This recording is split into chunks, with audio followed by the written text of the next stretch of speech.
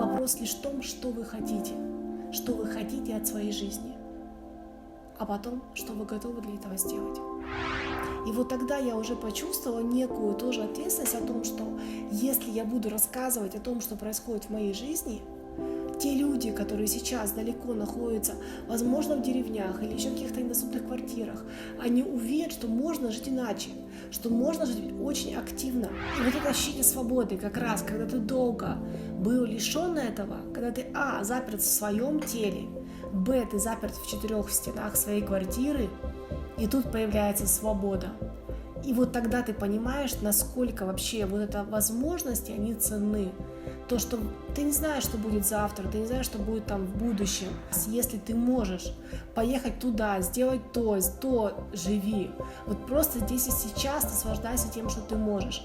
Ну и опять же, делись тем, что тебе подарило небо, да, что ты имеешь эту возможность. И вот она пошла как по спирали закручивать вся эта история, что в итоге сейчас я вот так, кто я есть. Потому что я просто начала двигаться. Независимо от того, что с тобой случилось, начинай жить прямо сейчас. И если говорить про смирение, про принятие, тогда его не было абсолютно. Ты понимаешь, что нужно делать. Ты понимаешь, что все это разрабатывается вот таким трудом. Но когда проходит месяц, когда проходит 2 месяца, а потом полгода, а потом проходит год, а потом проходит 2-й год. И ты все тренируешься каждый день, с утра до вечера.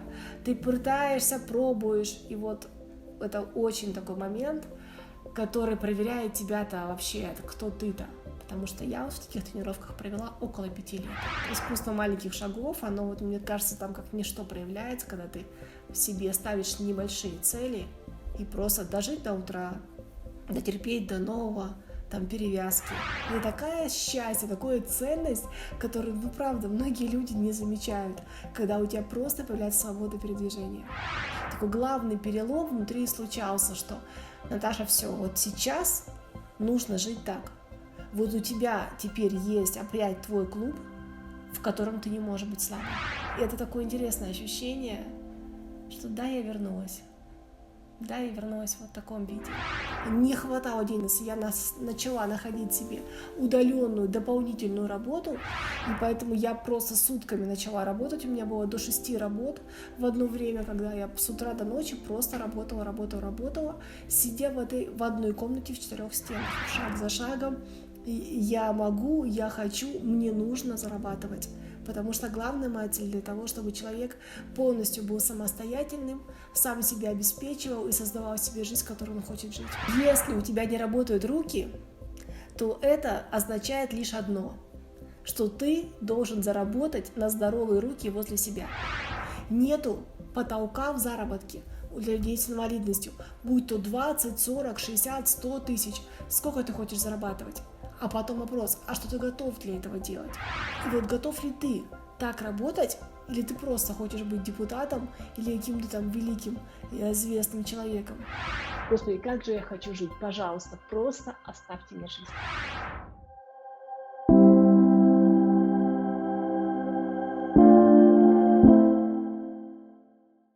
Добрый день, это Янина Урусова и проект «Две луны в твоих мокасинах». Сегодня наш гость Наталья Коптелинина из Красноярска. Здравствуйте, Наталья. Здравствуйте, из прекрасного сибирского города. Да. Проект «Две луны в твоих мокасинах» возник в начале этого года, когда мы все оказались в локдауне на карантине. И многие люди с инвалидностью начали говорить, что вы забыли про нас, мы тоже группа риска, и мы требуем внимания. И это действительно так. Я должна вам сказать, что и по телевидению, и по радио, и во всех новостях, которые касались вопросов, связанных с безопасностью, с карантином, с какими-то мерами, принятыми для того, чтобы мы все остались здоровыми, о людях с инвалидностью не говорилось почти ничего. Но то, что меня насторожило во всей этой риторике, это было то, что люди с инвалидностью опять начали воспринимать себя как жертву и начали бороться за свои права. Но у меня есть прекрасный опыт, десятилетний опыт общения с людьми с инвалидностью, и я прекрасно понимаю, что именно они сейчас могут дать нам силу в преодолении кризисной ситуации, потому что кто, как не они, являются теми самыми кризисными экспертами, которые знают это лучше, чем коучи, чем гуру, как пройти очень тяжелый, очень долгосрочный кризис. И это, собственно говоря, явилось идеей того, чтобы сделать этот проект. И я очень рада тому, что сегодня я разговариваю с Натальей, потому что в прекрасном фильме Ксении Колпаковой о Наталье в самом конце она говорит ровно эту фразу. Она говорит: когда я общаюсь со здоровыми людьми, я говорю, не вы будете помогать нам, нет, вы нам проложите дорогу, чтобы мы помогали вам, и тогда вы сделаете в 1000 раз больше. У нас же стереотип, что мы помогаем инвалидам, мы спасаем их, а не бедные несчастные. Нет, ребята, они помогут вам жить иначе. Наталья, для меня огромная честь и радость то, что мы сегодня с вами разговариваем. Спасибо вам большое. Я очень рада нашей встрече. Да, у Натальи огромный список ее регалий и профессий. Я назову несколько, потому что дальше в разговоре мы узнаем и остальных. Наталья танцевала в балете «Тодос» в Красноярске, открыла клуб по аэробике и фитнес-клуб и первую в мире школу фитнес-бикини «Step by Step», которые стали чемпионами мира за последние несколько лет. После аварии она создала социальный проект «Шаг за шагом к мечте», стала первым в истории всемирных студенческих игр универсиада послом студенческих игр в инвалидной коляске. И сейчас Наталья с 2018 года делает шаги в политике и стала депутатом Красноярского городского совета созыва 18-23 года. Вошла в состав Палаты молодых законодателей при Совете Российской Федерации и отобрана для курса «Политический лидер». То есть это тот самый политик, который уже сейчас решает вопросы нашей с вами жизни. Друзья, хочу напомнить вам о возможности получения бесплатного часа коучинга с Натальей Коптелининой. Для этого вам нужно ответить в комментариях к нашему с ней разговору о том, в какой компании, на какой должности и с каким кругом обязанностей, по вашему мнению, она могла бы работать. Ждем ваших комментариев. Спасибо. Наталья, а я хочу вернуться сейчас в 2007 год, в тот момент, который очень похож на то, что мы пережили в начале этого года, и пережили на уровне личном, на уровне бизнеса, на уровне всех стран.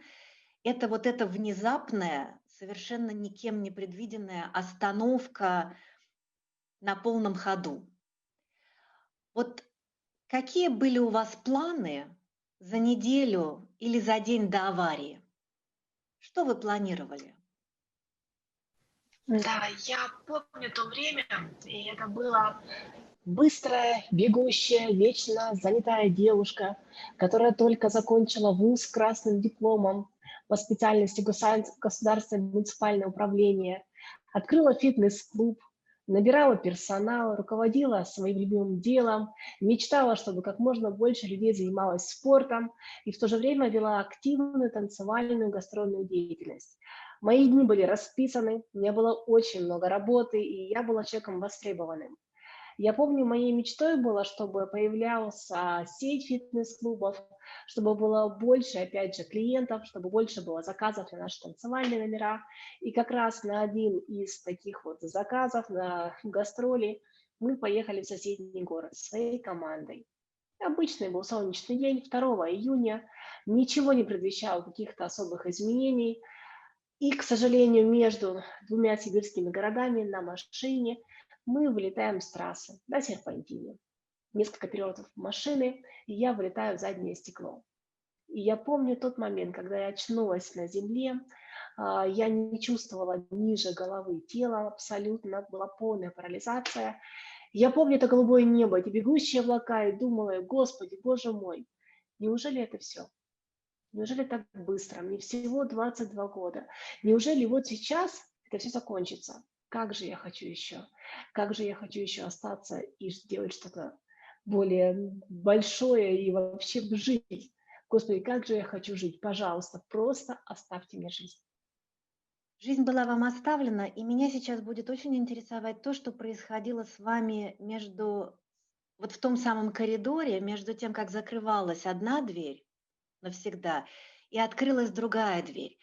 Потому что я много читала про вас, и, в общем-то, у нас есть такая риторика героическая про людей с инвалидностью, которые преодолели и так далее, или про бизнесменов, которые преодолели, да.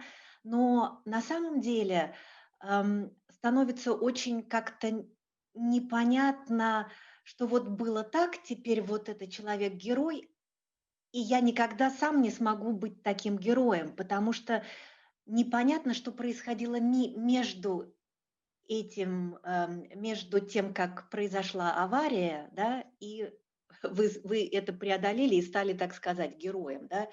Как прошли ваши первые недели в больнице? Тоже вот вспоминаю те моменты, когда уже сделали первую операцию в маленькой поселковой больнице. Я очнулась, опять же, тела нет, ничего не шевелится. И так как я, как будучи тренер, знала, что необходимо делать со своим телом, чтобы закачивать ту или иную мышцу, к сожалению, я не осознавала, насколько у меня серьезное поражение, и у меня была мысль одна. Я знаю, что нужно делать. Пожалуйста, допустите меня как можно быстрее до спортзала. Все, дальше я буду сама себя закачивать, я себя поставлю на ноги, я все смогу. Но, увы, к сожалению, было допущена масса врачебных ошибок. Мне трахеостомой прорвали пищевод с трахеей, вся пища попадала в легкие, куча остановок дыхания, трубки. Мне нельзя было глотать даже слюни порядка 2 месяцев.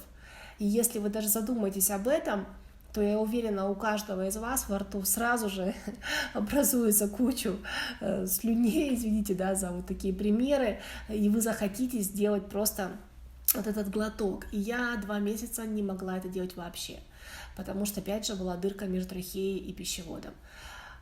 И порядка года я просто потеряла на то, что мы залечивали, залатывали все эти дыры, которые появились в моем теле.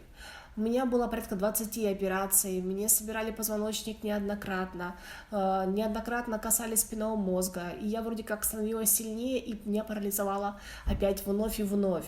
И поэтому вот весь этот год у меня была одна мечта: пожалуйста, допустите меня в спортзал.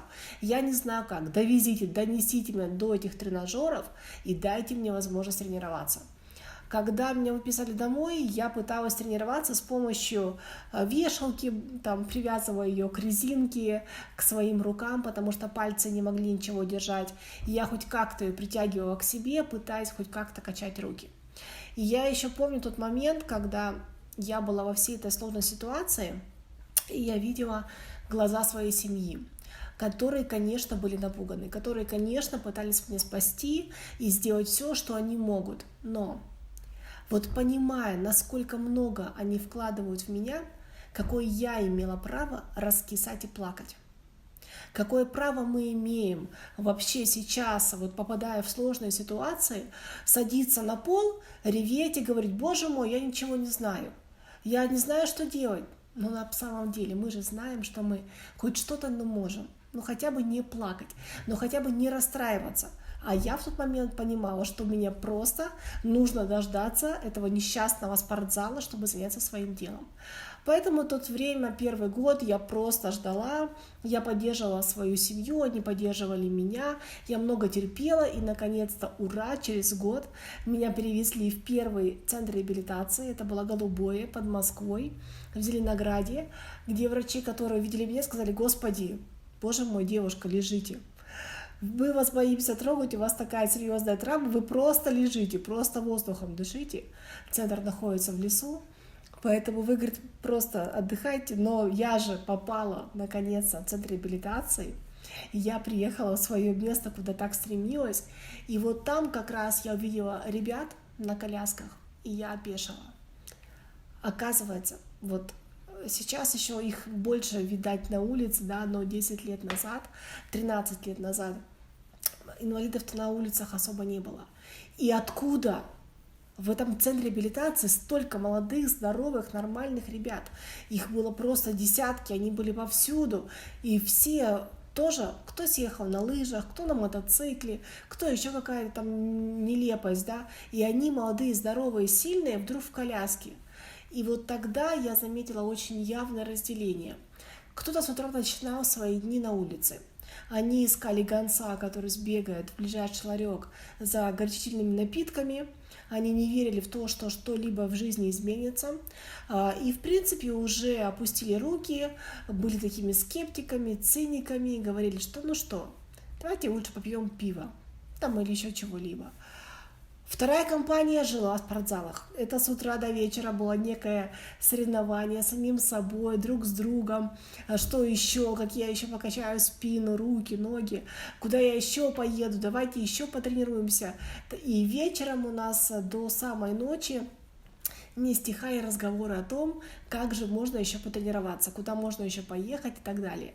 Конечно же, я примкнула ко второй группе, и вот, наверное, эти ребята, которых я видела, которые меня тоже подстегивали, толкали к тому, что да ладно, ну и ладно, пускай я сейчас сижу привязанная к коляске, пускай я не могу взять ни стакан воды, ничего, но ребята же занимаются, значит и я смогу, почему нет? Я тренер, я буду заниматься, я спортсмен. И мне говорили, ребят, что Наталья, даже можешь потом пойти в фехтование, ты, главное, научись вначале там 2-3 килограмма в руке держать, потом 5, потому что рапира-то она, ого, какая тяжелая. Давай с нами, тренируйся, будем чемпионами, спортсменами. И вот я помню тогда мой спортивный характер, он еще сказал, так, давайте попробуем, новый вызов, новый опыт, будем пробовать. Я понимаю этот вызов, но хочу вернуться немножечко назад. Вы в одном из интервью говорили, что для вас перевернуться на один бок и смотреть в стенку в одну, это было уже хорошо, потому что тело не могло двигаться в другую. Я просто хочу понять, что происходит внутри в этот момент. Молодая, сильная, танцующая женщина в движении – и вот эта вот остановка, мне кажется, это такая ярость внутри, это такое бессилие должно появиться, потому что кажется, что жизнь уходит, что вот она за окном, вот она там. Как, кстати, у многих из нас сейчас такое ощущение, что в Фейсбуке и в Инстаграме там что-то такое происходит невероятное, а у нас ничего, да. Это сложно сравнить, но по типу своему, да, это вот это ощущение, что ты стоишь на месте, а жизнь движется мимо тебя. И Роман Аранин тоже очень хорошо сказал, что ты лежишь как морской котик на берегу реки под названием «Жизнь», и ты ей управлял, или ты думал, что ты ей управляешь, а вот она течет, а ты даже ластами не можешь пошевелить. Вот что там происходит внутри, и главное, как, какой был вот этот момент, чтобы с этим это принять, смириться. Ведь все говорят, вот, прими себя такой, какой ты есть, прими свое состояние. Но мне кажется, что принять вот такое состояние, это настолько сложно. Что должно произойти внутри? Это происходит одномоментно или это происходит, знаете, как накапливается просто, и вдруг раз и отпускает? Это же тоже возможно. Как вот это у вас было? У меня был интересный момент, когда я лежала в реанимации, во рту был кляп, чтобы не перекусить случайно трубку дыхания, потому что я была интубирована и дышала, как многие, да, вот через ИВЛ. Плюс, так как тело не работает полностью, ты не можешь пошевелить ни рукой, ни ногой, ты просто как столбик лежишь на спине, во рту кляп. Ты лежишь, ты просыпаешься, открываешь глаза, и у тебя есть 2 глаза. Ты больше ничего не можешь сделать, может быть, чуть-чуть повернуть голову вправо или влево. Помните, был хороший фильм «Скафандр и бабочка»? Вот ощущение внутри, ты продолжаешь полностью шевелиться, ты продолжаешь весь двигаться, и вот это ощущение «пошевелите меня, вытащите», оно, конечно же, внутри играет. И я помню моменты, когда на тебя садятся мухи. вот эти надоедливые маленькие существа, которые начинают ползать по твоему лицу, а ты ничего не можешь сделать. И вот в тот момент, когда эти мухи по тебе лазят, когда ты просто смотришь по сторонам глазами, ты начинаешь отсчитывать время иначе, до следующего небольшого какого-то этапа или действия. Ты знаешь, что примерно в 12, ты глазом видишь эти часы, придет медсестра и тебе сделает какие-то процедуры, поставит уколы, капельницы или еще что-то. Ты знаешь, что какое-то время пройдет и тебя переведут в палату. Когда ты попадаешь в палату и ты тоже ждешь время, ты знаешь, что вот в такое-то время тебя повернут на другой бок. Это целое развлечение. Тебя возьмут, наконец-то откроют, развернут, но там очень страшно, там ощущение, как будто бы ты лежишь не на боку, а на очень тонкой скамейке, с которой ты постоянно можешь упасть или вперед, или назад, потому что потеряно полностью ощущение тела в пространстве. И когда я лежала на боку, меня придерживали, чтобы, как я думала, я не упала с этой скамейки, хотя это обычная большая койка медицинской кровати. Но ты живешь моментами. Повернули на бок. Ура, развлечение. 2 часа ты лежишь на боку. Потом через 2 часа поворачиваешься еще раз. И если говорить про смирение, про принятие, тогда его не было абсолютно. Я ждала, как маленькими шагами к своей цели. Хорошо, сейчас меня переведут в палату. Хорошо, сейчас я дождусь очередных процедур. Потом я дождусь, когда меня переведут домой. Потом я наконец попаду в спортзал, а потом я встану. Потом я наконец-то начну делать то, что я умею. А пока, Наташа, просто терпи, дождись момента, когда ты будешь действовать сама. Сейчас сделай так, чтобы ты максимально быстро добилась вот этого спортзала. Когда вы рассказывали про мух, это на самом деле есть же такая медитация, и она описана в книге «Ешь, молись, люби», да? И это медитация, когда ты просто приходишь и садишься, и сидишь очень долгое время. Неважно, как ты сел, неважно, какие мухи и комары тебя едят в этот момент, удобно тебе или неудобно, но ты должен просто в этом неподвижном состоянии высидеть. И я небольшой дока в вопросах йоги, медитации и каких-то специальных практик, которые делаются. Но мне кажется, что люди, которые этим занимаются, они могут сейчас услышать там очень много для себя такого, что напомнит им. И на самом деле, ведь вы знаете, вот вы говорите, что вы всегда, вы как бы смотрели вперед, а не были в моменте. Но на самом деле у меня есть такое ощущение, что как раз когда год по тебе ползают мухи, и ты лежишь на жердочке на одном боку, в какой-то момент это переходит в другое качество. Вы это когда-то почувствовали? Но вот в тот момент, конечно, когда ты идет один день, идет второй день, ты ждешь, а потом раз и еще хуже, и еще откат назад. Ты говоришь, ладно, подождите, я все равно, я буду еще терпеть, вы меня так просто не сломаете. А у тебя опять не получается. Ты опять лежишь. Потом опять остановка дыхания, опять реанимация, опять какие-то врачи бегают, опять какие-то уколы, опять что-то нужно там ремонтировать, какие-то операции, еще. Думаешь, хорошо, еще подождем. Иногда, конечно, в эти моменты, когда ты долго лежишь и ждешь, начинают течь слезы. То есть они непроизвольно текут, но в тот момент самое главное вот не упасть в эту яму саможаления, да, и вообще я вот такой несчастный, давайте будем тут все страдать, потому что, что можно сделать? Вот ничего не сделать. Спинной мозг настолько порван, что кто бы что бы ни хотел, в мире не умеет это чинить. Надо просто ждать, пока там что-то прорастет, что-то там доделают, зашьют и допустят до этого несчастного спортзала, в котором я-то уже, как я думала, знаю, что делать. И вот искусство маленьких шагов, оно мне кажется, там как ничто проявляется, когда ты в себе ставишь небольшие цели и просто дожить до утра, дотерпеть до нового, там перевязки, а потом, наконец-то, ура, приехать в спортзал до тренировки.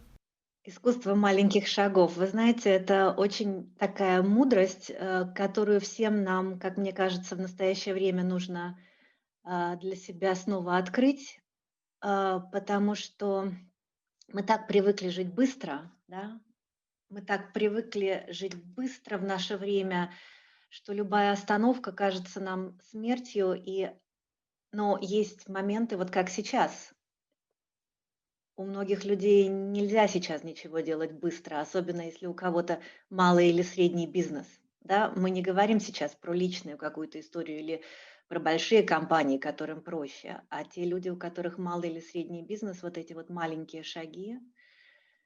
Я так понимаю, что все-таки вот когда вы увидели много таких людей, как вы, это всегда очень полезно понять, что ты не один. И я так понимаю, что это был Николай Лукьянов, который, собственно, вам был тем человеком. Был ли он тем человеком, который дал вам основной толчок, или был кто-то до этого? Или какое-то обстоятельство, которое вас к жизни пробудило и сказало: "О, окей, сейчас я вижу свет в конце туннеля"? Николай был одним из таких людей, который показал мне, что он в принципе в такой же травме, активно тренируется, у него много что получается. И когда он ко мне, помню, на своей коляске подъехал, говорит: Наталья, давай-ка, поехали с тобой вокруг корпуса, пару кругов сделаем, а это несколько километров. А я не могла доехать из палаты просто до соседней палаты, а тут вокруг корпуса. И он, конечно, меня первый месяц так хорошо стимулировал, подталкивал, и мне хотелось двигаться дальше. Потом я попала в другой центр, в Красноярске, уже тоже от ФМБА. Хороший у нас есть сибирский центр, и там был врач Арамадеевна. И как раз мы когда с ней начали тренироваться, она невролог-реабилитолог, она мне говорила: Наталья, так, сейчас мы с тобой делаем вот это, вот это. Я нашла такого же человека, который готов был меня поднимать, стимулировать. Я же думала, что я-то все могу, сейчас дайте мне только возможность. И мы с ней пробовали и ходить там в всяких аппаратах, там и кучу было электропроцедур. Но из того, что я понимала, что есть путь, по которому я должна идти, и я понимала, что я могу сделать, значит, я буду это делать. И пускай у меня будет не одно ЛФК в день, а два. Пусть у меня будет не одно занятие с пальцами там, или с руками, или еще с чем-то, а два-три. И мои дни в то время, они просто были большой чередой тренировок с утра до ночи. Я вот просыпалась в 9, там, в 8, завтракали, попадали в спортзал, и до 10 примерно я просто непрерывно что-то делала. Или мы крутили велосипед, или стояли, или ходили, или лежали на кушетке, и куча-куча всего и до ночи. Потому что когда ты сидишь даже просто в палате, перед тобой кладут карандаши, и ты можешь их перебирать, потому что пальцы вообще не работают. И даже вот просто вставить руку, какую-то ручку и пытаться ей писать, это уже большая тренировка. И найти этих возможностей для тренировок можно, повсеместно очень много. И вот, конечно, тогда был другой момент, когда ты понимаешь, что нужно делать, ты понимаешь, что все это разрабатывается вот таким трудом, но когда проходит месяц, когда проходит 2 месяца, а потом полгода, а потом проходит год, а потом проходит второй год. И ты все тренируешься каждый день, с утра до вечера. Ты пытаешься, пробуешь. И вот это очень такой момент, который проверяет тебя-то вообще, кто ты-то. Потому что я вот в таких тренировках провела около 5 лет. Наталья, про 5 лет я хотела задать вам этот вопрос. Есть такое правило, которое я услышала из комьюнити экспатов. Когда ты переезжаешь в другую страну, потому что для меня это актуально, я сейчас переехала в другую страну и, в принципе, прохожу тот же самый транзит, как и вы тогда, слава богу, у меня это проще, но не легче. Вот. И я думаю, что у каждого, кто находится в таких транзитных ситуациях, она может быть по-разному, как бы разные условия ее, но процесс очень похожий. И как раз говорится всегда, что это 3 или 5 лет. когда ты действительно переходишь, закрываешь одну дверь и переходишь в другое состояние. И вот вы сейчас снова подтверждаете это. И я смотрела здесь также интервью с Оскаром Хартманом, который тоже говорит про эти магические цифры. Почему это время? Что происходит в этом времени? И следующий, который я вам задам, можно ли это ускорить? Это не очевидно, но у вас есть уже эти опыты. Мы с вами поговорим еще про ваш коучинг, да? Но вот эти 3 и 5 лет, что в этих цифрах такого волшебного? Почему? Из вашего опыта. Вот самое интересное, что этот период, около 5 лет, меня преследует уже, по сути, по жизни. Вот по этой новой жизни, которая случилась после 2007 года. Вот около как раз 5 лет я ездила по центрам реабилитации, занималась дома, и я помню, что почему-то вот все это время у меня было стойкое желание, что я встану на ноги. Но ближе к сроку 5 лет, когда уже я смотрела в глаза врачей, которые говорили мне все более откровенно, что Наталья, давай-ка переключайся со своих ног на жизнь, что происходит вокруг. Да, ты как спортсмен, как вообще вот человек, который любит заниматься и готов тренироваться там до потери сознания, готов делать и делать, но есть нечто большее вот вообще в мире и в возможностях человека. К сожалению, что бы ты тут ни делала, мышцы, посмотри, не накачиваются. Мы их накачивали, да, электростимуляцией, ладошки становились более пухленькими, мышцы появлялись. Но как только мы эти проводы от меня отключали, мышцы обратно сдувались. И были очень тоненькие руки и все тело, потому что нервной проводимости не хватало.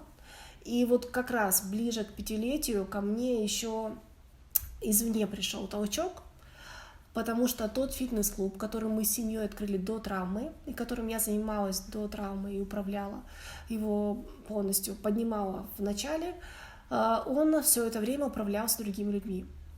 И вот как раз через почти 5 лет ко мне они пришли и сказали: Наталья, все, вот сейчас все. Либо вы возвращаетесь, начинаете им заниматься опять, либо мы его закрываем. Потому что команда разошлась, клиенты ушли, клуб постарел, естественно, и вот сейчас мы либо уже его просто закроем и не будем тянуть, потому что ни сил, ни желания у нас нет. И вот тогда тоже у меня случился такой долгий внутри разговор с самой собой, да, и ощущение, что, боже мой, я же была уверена, что я в свой клуб вернусь на своих ногах.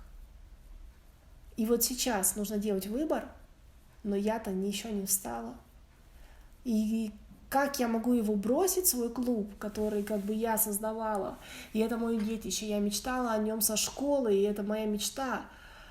А я-то вроде как подвела его, потому что я-то не встала. И я помню, меня моя семья взяла на руки и привезла в этот клуб. И наверху в холле стоит диван, меня принесли на руках, посадили, и я вообще не могу шевелить ногами, руками, да, я просто сижу. Я смотрю на родные стены, и даже заходят некоторые клиенты, которые были на старте. И я помню в их глазах такой вопрос, я вроде как ее знаю, вроде она не она. И я на них смотрю, и это такое интересное ощущение, что да, я вернулась. Да, я вернулась в вот таком виде. И, конечно, когда я приехала домой, я плакала от того, что я вот это принятие тогда, оно такой главный перелом внутри случался, что Наташа, все, вот сейчас нужно жить так. Вот у тебя теперь есть опять твой клуб, в котором ты не можешь быть слабой. Что бы ты ни хотела, как бы ты ни хотела видеть себя или еще что-то, вот сейчас нужно брать жизнь такой, какая она есть. И сейчас он нуждается в твоей помощи. И либо его закроют, и твоя мечта, которую ты говорила, что ты готова ради нее там много что делать, она просто, закроется. Как так? И вот тогда как раз начался новый период, именно через 5 лет. И эти 5 лет потом повторялись в моей жизни еще, когда мы стали чемпионами вначале России, потом мира. 5 лет мы шли к этим титулам со своей новой командой. Ну, уже об этом, наверное, далее. Очень многие, практически все мои гости говорят о том, что они очень долгое время, те самые 5 плюс сколько-то лет, у кого сколько. Кстати, очень хорошо видно, кто еще в процессе пребывает. Ам, Больше 5 лет.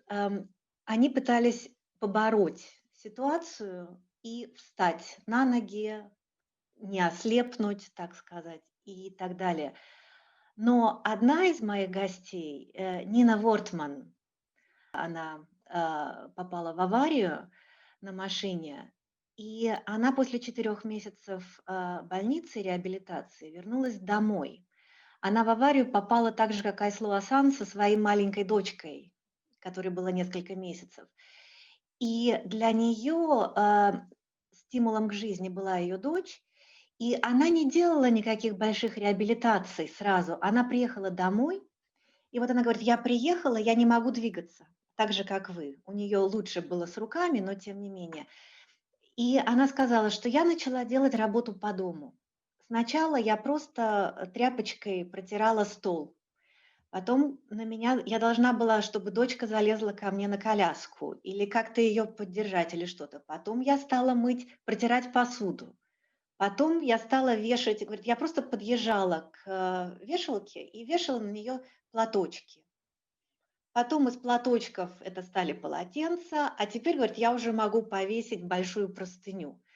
Я не знаю, вы могли себе представить сейчас, если смотреть назад, ну, сослагательного наклонения не бывает, как-то вы могли укоротить это время, эти 5 лет, если бы в какой-то момент чуть раньше сказали себе: окей, я сейчас иду работать, что было бы иначе?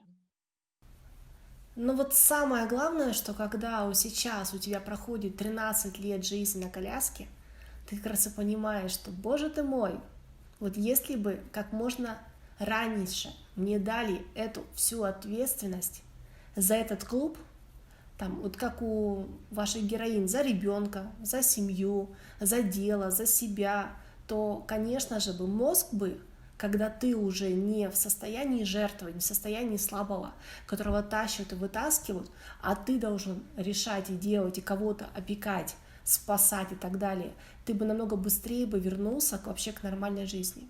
И если бы клуб пришел ко мне через 2 года, я, конечно же, бы занималась бы намного меньше, да, и быстрее бы включилась бы уже в руководящую вот эту должность, и просто, ну, делать было бы нечего. Но спасибо, конечно, моей семье, я очень благодарна за то, что она позволила мне 5 лет просто провести в этих спортзалах для того, чтобы стать крепче, да, и встать на ноги. Вот, но сейчас, опять же, я уже, конечно, перелечу в 2020 год, и скажу, что своим ребятам, которые приходят ко мне на учение, да, и вообще мы с кем говорим, я стараюсь как можно быстрее дать понимание того, что жизнь продолжается. Независимо от того, что с тобой случилось, начинай жить прямо сейчас. И вот мои все знакомые, кто теперь у меня учится, они, вот парень в январе сломался, у него сейчас жизнь уже активнее, чем была у меня спустя 4 года, потому что он говорит: а что сидеть-то? Так, я переезжаю в другой город, я покупаю квартиру, мне нужно на работу, мне нужно машину, мне нужно то-то, то. Я говорю: боже мой, слава богу. Вот ты сейчас уже должен делать жизнь свою такой активной, счастливой, плодотворной, а реабилитация будет идти рядом. Не делай мою ошибку, сэкономь годы жизни.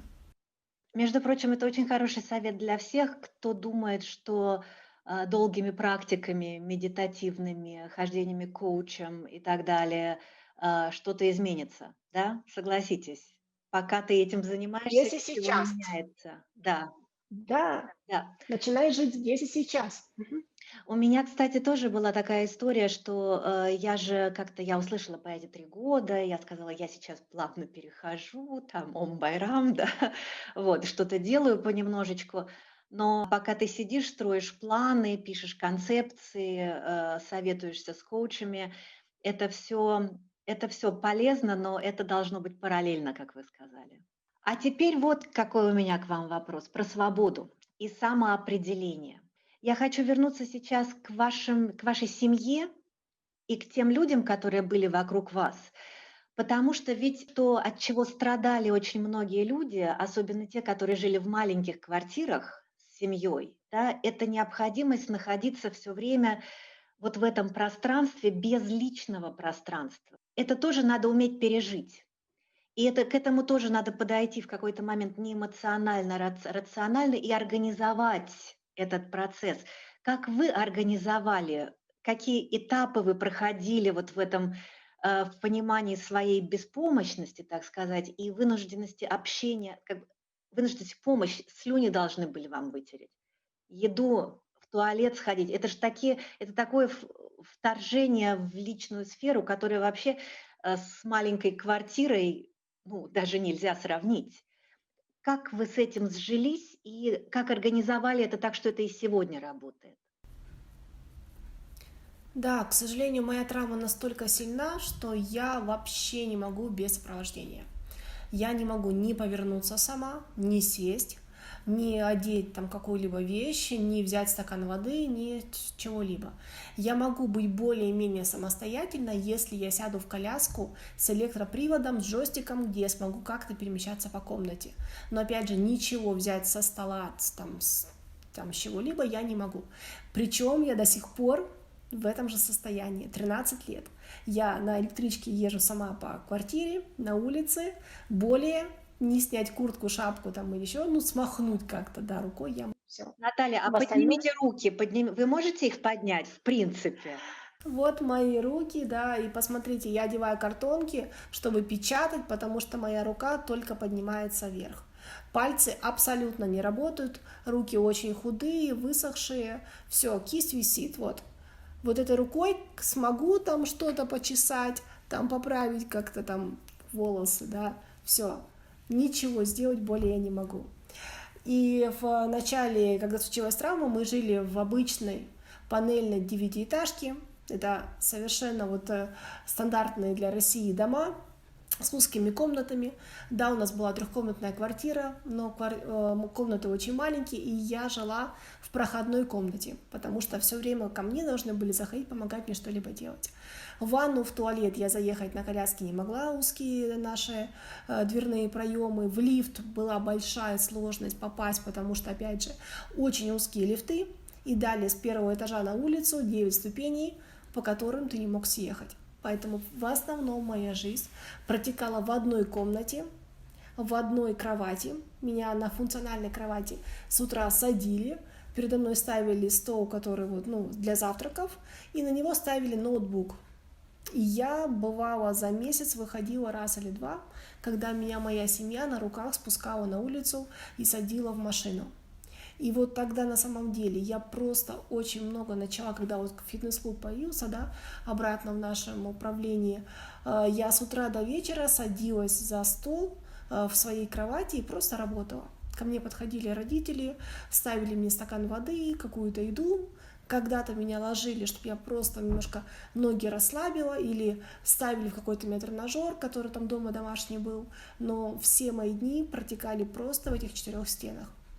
А в окно как раз была другая девятиэтажка, там или, по-моему, побольше дом, но сам факт, что прямо окно в окно я смотрела на другой серый дом.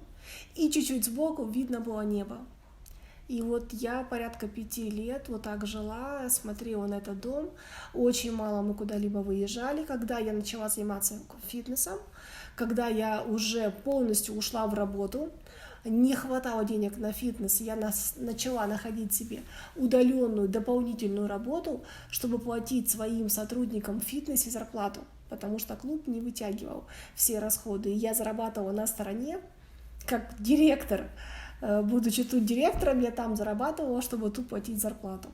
И поэтому я просто сутками начала работать. У меня было до 6 работ в одно время, когда я с утра до ночи просто работала, сидя в одной комнате в 4 стенах.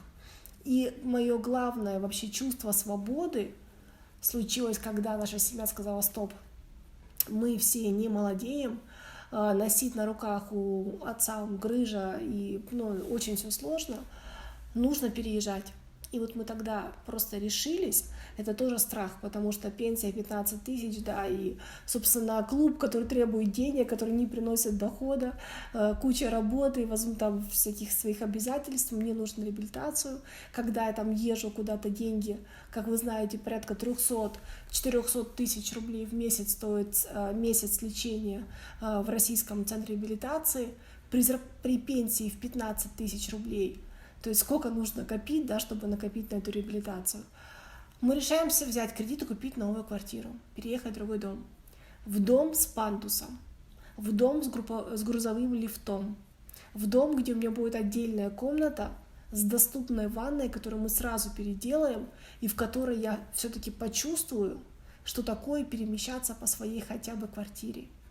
И вот как только мы взяли этот кредит, переехали в эту квартиру, и сейчас мы живем на 14 этаже, и как только я села в своей уже новой кровати, и она как раз находится возле окна, и я увидела мир, и вот тогда, собственно, я ощутила, что такое вообще свобода.